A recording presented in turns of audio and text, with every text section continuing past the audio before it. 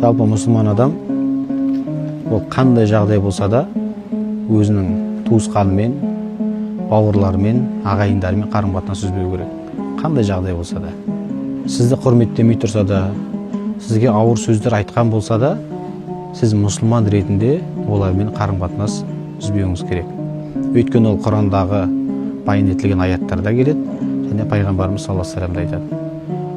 Адамның дүниесінен, өмірінен береке кететін болса, ол онда туысқандармен қарым-қатынас жақсартсын дейді. Бұл шариғаттың талабы. Туысқан, ағайын, бауыр, ол біздің тағдырымызға солармен туыс болып жазылғаннан кейін біз оны қабылдауымыз керек. Бізге ауыр сөз айтты, мені ренжітті деген нәрсені мұсылман адам кешірімді болу керек. Өйткені ең кедей адам кім деген уақытта туысқандармен қарым-қатынас үзген адам деді.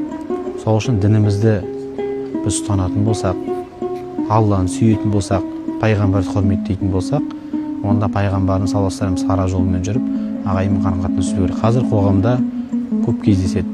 Ағайынмен араласпайды, туысқанмен қарым-қатынас жасамайды, бауырмен араласпайды. Соның түбіне үңіліп, не үшін екенін қарайтын болсаң, қарапайым бір нәрсе үшін қарым-қатынасын үзіп жатады. Дінде мұсылман мен мұсылман адам 3 күннен артық ренжісуге болмайды деген. Және кім бірінші барып кешірім сұрайтын болса, 100 сауаптың 99-ын сол алады деген. Сол үшін де біздер ешқашан туыстық қарым-қатынас үзбеуіміз керек. Керісінше жақсартуымыз керек. Олармен мәмілемізді жақсартуымыз керек. Оларға бар құрметімізді көрсетуіміз керек. Не үшін? Өйткені бұл мұсылманшылық ең көркем сипаттан. Сол үшін осы ұстаным бізде өмірлік қағида болып қалу керек екен. Ағайынмен араласайық, тума-туыспен араласайық, бауырлармен қарым-қатынас үзбейік.